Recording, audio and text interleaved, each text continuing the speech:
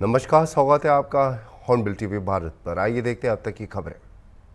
प्रधानमंत्री नरेंद्र मोदी ने आज 200 करोड़ रुपए की लागत से बने सुपर स्पेशलिटी अस्पताल सिम्स बिलासपुर का वर्चुअल उद्घाटन किया। इस अवसर पर मुख्यमंत्री विष्णुदेव साय मुख्य अतिथि के रूप में उपस्थित रहे। पीएम मोदी ने कहा कि देश के लोगों की सेहत जितनी अच्छी होगी, देश की प्रगति उतनी ही तेज होगी। मुख्यमंत्री विष्णुदेव साय ने कहा कि आज धन्वंतरि और आयुर्वेद दिवस है। उन्होंने पीएम मोदी का धन्यवाद किया और उन्होंने बिलासपुर को स्वास्थ्य के क्षेत्र में बड़ा उपहार दिया है। यह 11 मंजिला अस्पताल, जो बिलासपुर की सबसे लंबी इमारत है, आधुनिक सुविधाओं से लैस है। अस्पताल में 240 बेड, 70 आईसीयू और ICCU bed, 8 modular operation theatre और कई अन्य सेवाएं जैसे कि सीटी स्कैन, एमआरआई और डिजिटल एक्सरे उपलब्ध होंगे। इसके माध्यम से आसपास के ग्रामीणों और सुरगुजा डिवीजन के मरीजों को बेहतर इलाज की सुविधा मिलेगी। प्रधानमंत्री स्वास्थ्य सुरक्षा योजना के चौथे चरण के तहत यह अस्पताल खोला गया है, जिसका उद्देश्य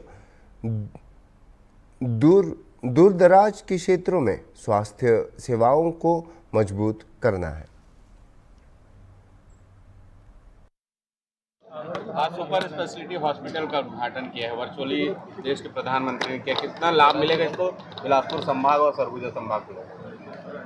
सबसे पहले तो समस्त छत्तीसगढ़ वासियों को धनतेरस की बहुत बहुत बधाई, शुभकामनाएं। आज भगवान धन्वंतरि की जयंती है और ये 9वां आयुर्वेद दिवस भी है। और ऐसे पावन अवसर पर हम लोगों का सौभाग्य है, इस देश का सौभाग्य है कि हमारे देश के यशस्वी प्रधानमंत्री आज स्वास्थ्य के क्षेत्रों में करीब 13,000 करोड़ का सौगात पूरे देश को दिए हैं, जिसमें हम छत्तीसगढ़ वाले भी सौभाग्यशाली हैं। यहाँ पर आज सुपर स्पेशलिटी हॉस्पिटल जो 200 करोड़ लागत का है, उसका लोकार्पण उनके कर कमलों से हुआ है। और रायपुर में आयुर्वेद रिसर्च सेंटर जिसकी लागत 90 करोड़ है, उसका उन्होंने शिलान्यास किया है। और हमारे छत्तीसगढ़ में स्वास्थ्य के क्षेत्र में ये दोनों जो उपहार माननीय प्रधानमंत्री जी ने दिया है, एक मील का पत्थर साबित होगा। यहाँ पर सुपर स्पेशलिटी हॉस्पिटल के इनॉग्रेशन से विशेषकर हमारे सरगुजा और बिलासपुर संभाग वालों को बड़ा लाभ होगा। स्वास्थ्य के क्षेत्र में वो रायपुर जाने से बचेंगे, अच्छा स्वास्थ्य की सुविधाओं को यहाँ पर मिलेगा। देश में लॉ एंड ऑर्डर को लेकर के लगातार काम है। दीपक भाई ने आज कहा है कि चलिए, धन्यवाद। नई औद्योगिक नीति का भैया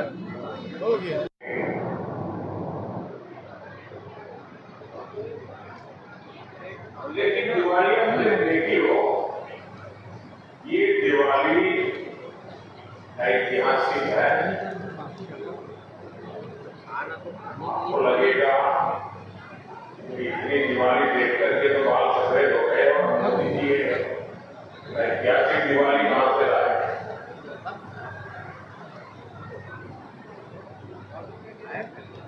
500 साल बाद ऐसा अवसर आया है जब अयोध्या में रामलला की जन्मभूमि पर बने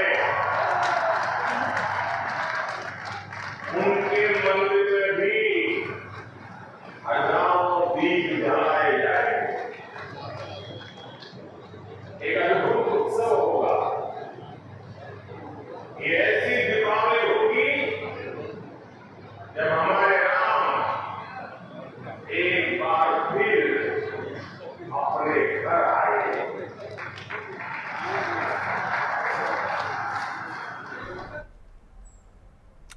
दीपावली के बाद छठ पूजा की तैयारियां शुरू हो चुकी हैं, जो 7 और 8 नवंबर को मनाई जाएंगी।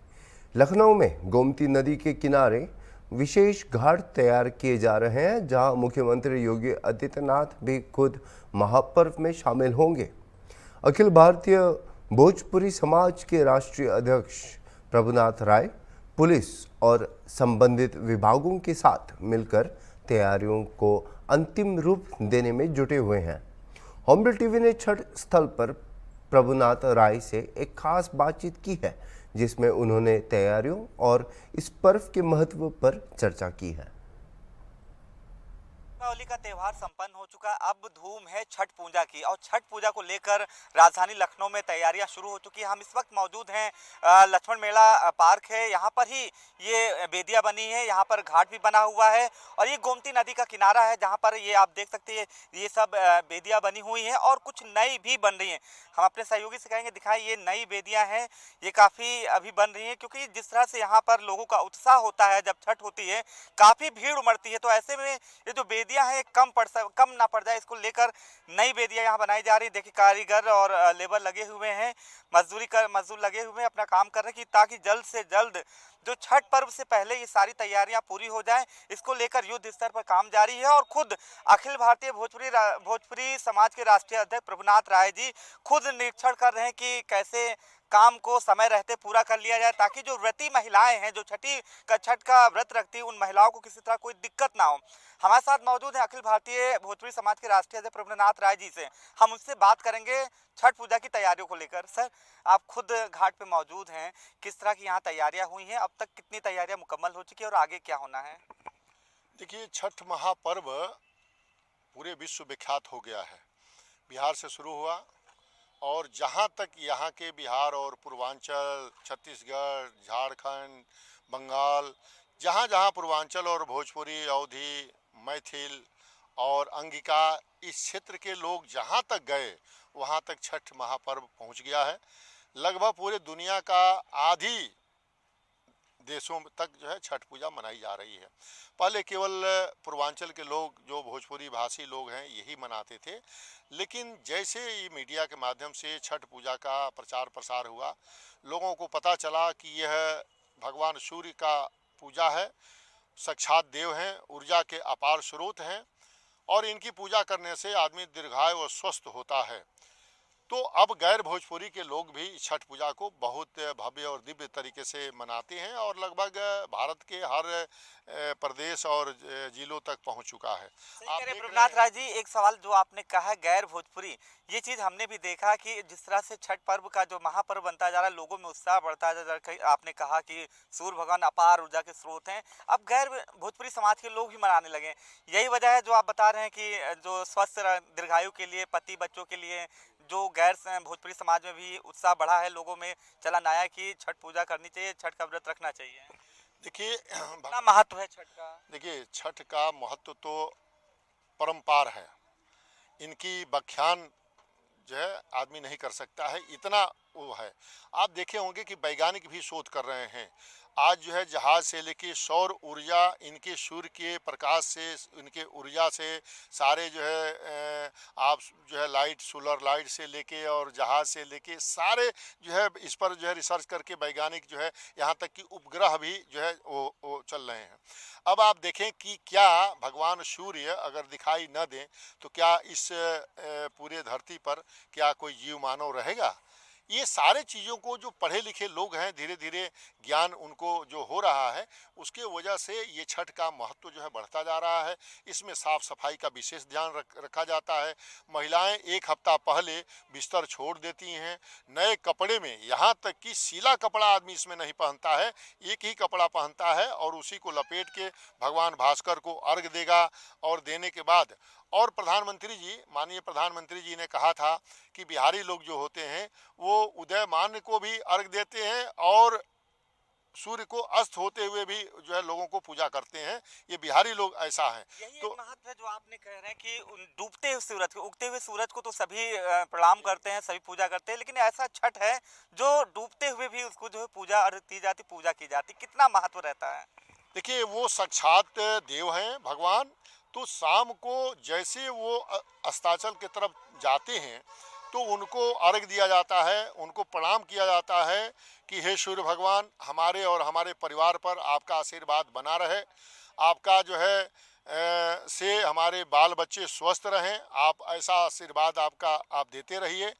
इसके साथ ही जैसे सूर्य उदयमान होंगे, कमर भर पानी में रात भर लोग जो है खड़े रहते हैं, जैसे सूर्य भगवान उदयमान होंगे उनको अर्घ देके कार्यक्रम का समापन होता है। महिलाएं लंबी सिंदूर लगाती हैं। माने आप समझिए कि महिलाएं अपने पति और परिवार के लिए कितना 36 घंटे का निर्जल व्रत रहती हैं। और आप देखिए कि 70 साल, 80 साल, 90 साल की महिलाएं इतना व्रत रह जाती हैं, जबकि भारत में कोई ऐसा त्यौहार नहीं है कि इतना लंबा उसमें व्रत रखा जाए। साफ सुथरा है, उसमें मुंह में आप कोई पानी भी नहीं डाल सकते हैं। अन्य व्रत में तो पानी वानी भी पी सकते हैं, लेकिन इसमें पानी भी नहीं आप जो है लेते हैं। लेकिन उसके बाद देखिए सूर्य भगवान की कृपा है।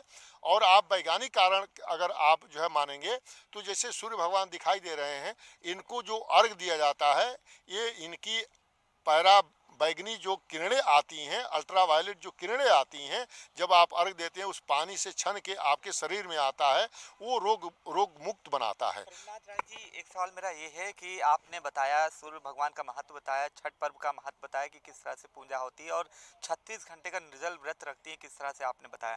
एक सवाल मेरा ये है कि आप खुद तैयारियां कर रहे हैं और ये जो घाट बना हुआ है यहाँ पे, जहाँ छठी जो महिलाएं जो है, यहाँ तक कि आपने कहा कि इतना पानी में रहेंगे, लेकिन यहाँ पर अभी थोड़ा सा देखा कि अभी उस तरह की तैयारियां मुकम्मल नहीं हुई हैं और भी ये तैयारियां, तो घाट को लेकर कितना आप। ये तो 7 तारीख को शाम को 4 बजे माननीय मुख्यमंत्री उत्तर प्रदेश सरकार परम पूज्य योगी आदित्यनाथ जी जब से मुख्यमंत्री बने हैं तब से लगातार उनका आशीर्वाद मिल रहा है, तब से लगातार वो कार्यक्रम में आते हैं। इस बार भी आएंगे। अभी आपने देखा होगा कि पुलिस फोर्स, शासन प्रशासन, पूरा शासन प्रशासन मेरे साथ रहता है। पूरे प्रदेश में माननीय मुख्यमंत्री जी ने आदेश किया है कि छठ पूजा के आयोजन में किसी प्रकार का कोई कोताही नहीं होनी चाहिए। सारी व्यवस्था आप यहाँ नीचे देख रहे हैं। जब 7 को आएंगे तो यहाँ मैटिंग बिछा होगा, ये पानी को आचमन लायक इस पानी को बनाया जाएगा। लगातार जो है मैं 2 महीना से पूरे भोजपुरी समाज के सारे पदाधिकारी और नगर निगम की टीम हम लोग श्रमदान रोज सुबह 9 बजे से 1 घंटा 10 बजे तक जो है रोज श्रमदान यहाँ होता है, रोज झाड़ू लगती है। अब यह है कि लोग आते हैं, बनाते हैं, कुछ पन्नी फेंक देते हैं, कुछ करते हैं। हम लोग का काम है इसको बटोर के फिर उसको जो है कहीं अस्थिर में रखते हैं। ये आप देख रहे हैं कि लोग आ रहे हैं, बना रहे हैं। तो ये पूरे आप गोमती देखिए, पहले गोमती को आपको वीडियो मैं भेजूंगा। पहले गोमती की ये हाल थी कि अगर पैर उसमें पड़ जाता था तो फफोले आ जाते थे, डिटॉल से हम लोग धोते थे। आज गोमती की सफाई देखिए, उत्तर प्रदेश की सरकार माननीय मुख्यमंत्री जी ने इतना जो है नगर निगम और LDA और इसको जल शक्ति विभाग को जो है इतना, आज पानी देखिए कितना साफ है, कितना सब चीजें आचमन के लायक रहेगा जब छठ का पर्व होगा। आचमन के लायक। क्या और क्या कहना चाहेंगे छठ पर्व को लेकर? आखिरी सवाल मेरा यह है, एक संदेश क्या देना चाहते हैं अपने समाज को लेकर? छठ पर हम एक राष्ट्रीय अवकाश के लिए मैं मांग कर रहा हूं कि छठ पर कई प्रदेशों में छुट्टी भी हो गया है। दिल्ली है, उत्तराखंड है, झारखंड है, छत्तीसगढ़ है, बिहार है, यूपी में भी 2020 में 21 में छुट्टी था। फिर जो है इस बार जो है सार्वजनिक अवकाश करने की बात चल रही है। मेरी बात हो चुकी है माननीय मुख्यमंत्री जी से, प्रोसेस चल रहा है। क्योंकि 36 घंटे का निर्जल व्रत रहने के बाद 2-3 दिन आदमी एकदम बिल्कुल पस्त हो जाता है। तमाम जो है सर्विस क्लास के लोग हैं जो कि ये पूजा करने के बाद, और ऐसी हालत नहीं रहती है कि इस पूजा करने के अर्घ देने के बाद आदमी फिर कोई और कर सके। तो यह चीज़ें हैं और इसमें पूरी तैयारी शासन प्रशासन पूरा हमारा लगा हुआ है। और हम लोग जो है पूरे भोजपुरी समाज के जो है 2 महीना से पूरी तैयारी में जुटे हैं। साफ एकदम चमाचम ये सारे इसकी जो है घिसाई की जाएगी, ब्लीचिंग डाला जाएगा पानी में, इसकी सारी व्यवस्था जो है आप देखिए सामने इंटरलॉकिंग की व्यवस्था चल रही है, यहाँ पर घास की कटाई चल रही है। तो जितना भी बेहतर अच्छा से अच्छा हो सकता है इसको हम लोग अच्छे से अच्छा बेहतर किया जाएगा। और 2 महीने का ये रिजल्ट है जो आप देख रहे हैं। अभी आपने प्रभुनाथ राय जी ने जिक्र भी किया, जो अखिल भारतीय भोजपुरी समाज के राष्ट्रीय अध्यक्ष हैं।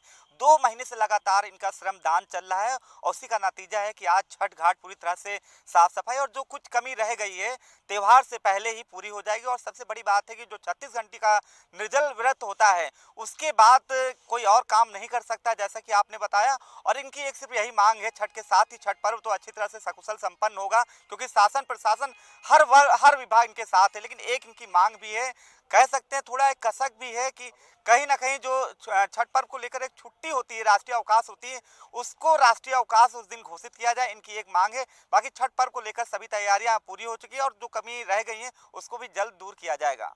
वीडियो जर्नलिस्ट विजय के साथ अनूप चौधरी। आज रविंद्र भवन में मुख्यमंत्री डॉक्टर मोहन यादव की उपस्थिति में गोवर्धन पूजा का राज्य स्तर का कार्यक्रम आयोजित किया गया। इस कार्यक्रम में गोवर्धन पर्व की सांस्कृतिक और आर्थिक महत्वता पर चर्चा की गई। साथ ही गाय संस्कृति और पर्यावरण से जुड़ी एक प्रदर्शनी भी लगाई गई।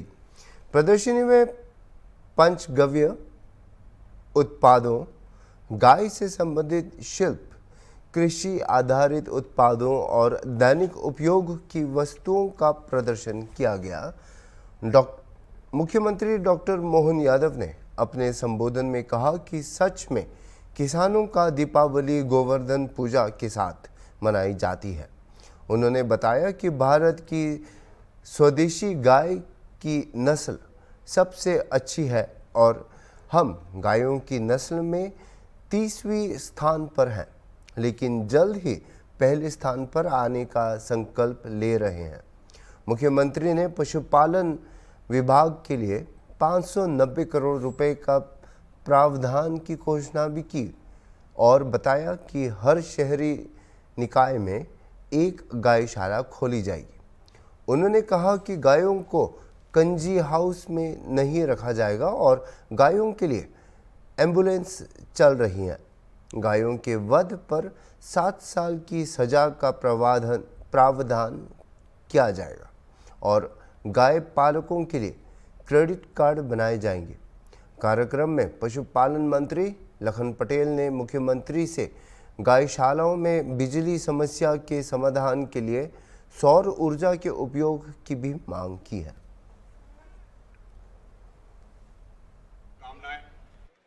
मैं इस पावन अवसर पर माननीय मुख्यमंत्री जी का बहुत बहुत धन्यवाद करना चाहता हूं कि उन्होंने इस वर्ष को गौरक्षा वर्ष घोषित किया, जो गुड़ी पड़वा से लेकर के 9 अप्रैल तक चलेगा। इस पावन अवसर पर कल हम लोग सलरिया गौशाला में थे, जहां पर एक पूरे वर्ष के लिए गौ कथा का आयोजन हो रहा है। और कल 207वां दिन, लगातार 207वां दिन था। उसके साक्षी हमारे आदरणीय मुख्यमंत्री जी भी बने, उनका धन्यवाद करना चाहता हूं। उनका आभार धन्यवाद इसलिए भी करना चाहता हूं कि हमारी पारंपरिक जो हमारे पूर्वज वर्षों से मनाते आ रहे थे गोवर्धन पूजा, उसको सरकार की तरफ से मनाने का जो उन्होंने काम किया है, घोषणा की है, और आज पूरे प्रदेश में गोवर्धन पूजा का कार्यक्रम हो रहा है, उसके लिए उनका बहुत बहुत धन्यवाद करना चाहता हूं। माननीय मुख्यमंत्री जी ने इस क्षेत्र में बहुत काम कर रहे हैं और बहुत काम करने का मुझे निर्देशित भी किया है। मैं उनका धन्यवाद करना चाहता हूं। उन्होंने गौ वन्य विहार बनाने की जो घोषणा की है, वो जो बेसहारा गौ माता सड़क पर है। मंत्री विश्वास कैलाश सारंग ने नरेला विधानसभा में छठ पूजा की तैयारियों का निरीक्षण किया है। उन्होंने अन्ना नगर के शाखा मैदान सहित विभिन्न स्थलों पर सूर्य कुंडों का दौरा किया और पूजा के लिए उचित व्यवस्था करने के निर्देश दिए हैं। महिलाओं की सुविधा के लिए छठ पूजा कुंडों के पास अस्थायी चेंजिंग रूम्स स्थापित किए जाएंगे और पूजा स्थल पर उचित रोशनी की व्यवस्था भी की जाएगी। निरीक्षण के दौरान भोपाल महापौर मालती राय, नगर निगम, एमपीईबी, राजस्व और जिला प्रशासन के अधिकारी भी मौजूद थे। तारीख को ये मामला संज्ञान में आया था, उसी दिन हमारे पीसीसीएफ वाइल्ड लाइफ वहीं पर पहुंच गए थे।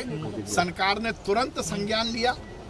एडिशनल पीसीसीएफ वाइल्ड लाइफ की अध्यक्षता में एक कमेटी बनाई है जो जांच कर रही है। उसके साथ ही wildlife crime control bureau की टीम भी आई है जो कि पूरी जांच कर रही है।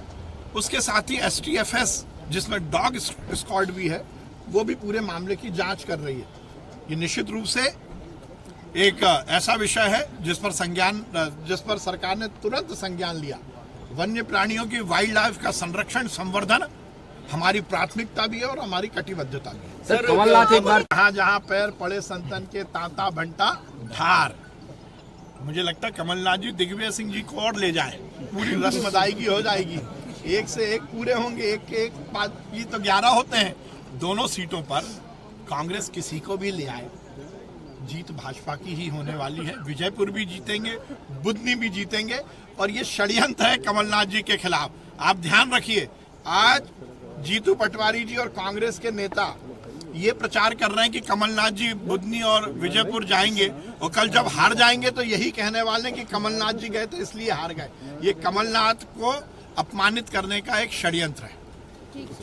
नमस्कार। कांग्रेस को तो आदत हो गई है हर उस मुद्दे का विरोध करना जिसमें हमारी संस्कृति का संरक्षण होता है, संवर्धन होता है। सनातन का अपमान करना, सनातन धर्मावलंबियों का अपमान करना, हमारे साधु संतों के बारे में अनर्गल टिप्पणी करके 10 जनपद पर पद प्राप्त करना, ये कांग्रेस का एजेंडा है। गोवर्धन पूजा हो रही है तो कभी जीतू पटवारी के पेट में दर्द होता है और कभी आरिफ मसूद जैसे। अभी के लिए इतना ही और खबरों के लिए आप देखते रहिए हॉर्नबिल टीवी।